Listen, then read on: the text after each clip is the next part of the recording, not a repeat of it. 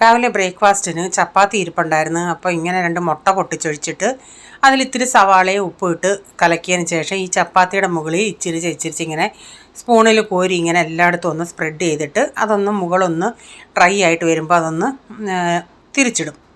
അപ്പം ഇന്ന് എഗ്ഗ് ചപ്പാത്തിയായിരുന്നു നമ്മുടെ ബ്രേക്ക്ഫാസ്റ്റ്. അപ്പോഴത്തേക്കിന് ചായയൊക്കെ റെഡിയായി. പിന്നെ ചായയൊക്കെ കുടിക്കാനെടുത്തു. അപ്പോൾ രാവിലെ ഈ കൊതുകിന് മരുന്നടിക്കുന്ന വണ്ടി പോയി. അതിൻ്റെ വീഡിയോ ഞാൻ ഇച്ചിരി എടുത്തതാണ്.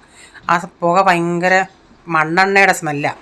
ഇന്ന് മെഴുക്ക് പുരട്ടി വെക്കുന്നത് ഞാൻ ആദ്യമായിട്ട് ചെയ്യുന്ന നമ്മുടെ മധുരക്കിഴങ്ങ് കൊണ്ടുള്ള ഒരു മെഴുക്ക് പുരട്ടി ഉണ്ടാക്കുന്നത്. ഷുഗറുകാർക്ക് ഇത് നല്ലൊരു റെസിപ്പിയാണ്, ഇത് നല്ലൊരു കൂട്ടാനാണ്. അപ്പം ഞാനിപ്പം മെഴുക്ക് പുരട്ടി വെക്കുന്നത് പോലെ അത് അരിഞ്ഞ് വെള്ളത്തിൽ ഇട്ട്, കാരണം അതൊന്ന് കറുക്കുമല്ലേ, വെള്ളത്തിൽ ഇട്ടിട്ട് അതൊന്ന് ഉപ്പി പറ്റിക്കുന്നുണ്ട്. അത് ചെറിയ പീസുകളായി അരിഞ്ഞിട്ട് ഇച്ചിരി മഞ്ഞൾപ്പൊടി ഉപ്പും ഇട്ട് സ്വല്പം വെള്ളം ഒഴിച്ചൊന്ന് അത് കുറച്ച് നേരം വേവിക്കുന്നുണ്ട്.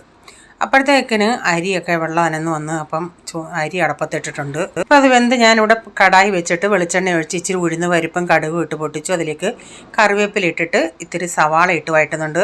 അപ്പം നിങ്ങൾക്കിത് വേറൊരു രീതി ചെയ്യാമെന്ന് പറയുന്നത്, ഈ മധുരക്കിഴങ്ങ് നമുക്കതൊന്ന് വട്ടത്തി അരിഞ്ഞിട്ട് നന്നായിട്ട് അതൊന്ന് പുഴുങ്ങണം.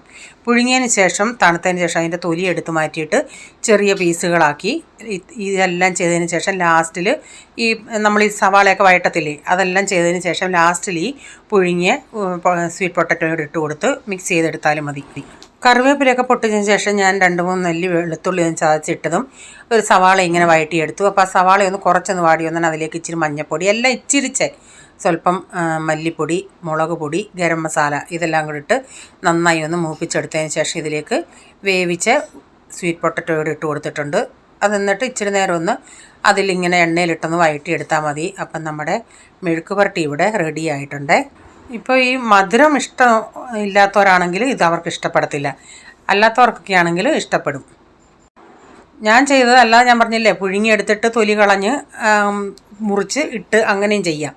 അപ്പം പിന്നെ പാത്രങ്ങളൊക്കെ കഴുകുണ്ടായിരുന്നു, അതെല്ലാം ഒന്ന് കഴുകിയെടുത്ത് പിന്നെ തോരൻ വെക്കുന്നത് ബീൻസും കാബേജും കൂടെ, അതിൻ്റെ അകത്ത് പിന്നെ തേങ്ങയും സവാളയും മഞ്ഞൾപ്പൊടിയും കറിവേപ്പിലയും ഉപ്പും എല്ലാം കൂടി ഇട്ട് നന്നായി കൈ കൊണ്ട് ഞെവിടിയതിന് ശേഷം ചീനച്ചട്ടിക്കകത്ത് വെളിച്ചെണ്ണ ഒഴിച്ച് കടുക് ഇട്ട് കറിവേപ്പില ഇട്ട് പൊട്ടിച്ചതിന് ശേഷം പിന്നെ ഇതുകൂടി ഇട്ട് കൊടുത്ത് ഇടയ്ക്കിടയ്ക്കൊന്ന് ഇളക്കി കൊടുത്താൽ മതി. അപ്പം നമ്മുടെ തോരനും ഇവിടെ റെഡിയായി.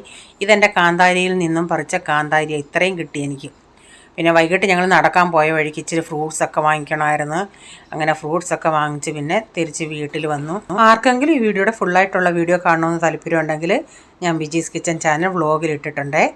അപ്പോൾ ഇന്നത്തെ വീഡിയോയിലെ വിശേഷങ്ങളൊക്കെ ഇതൊക്കെയായിരുന്നേ.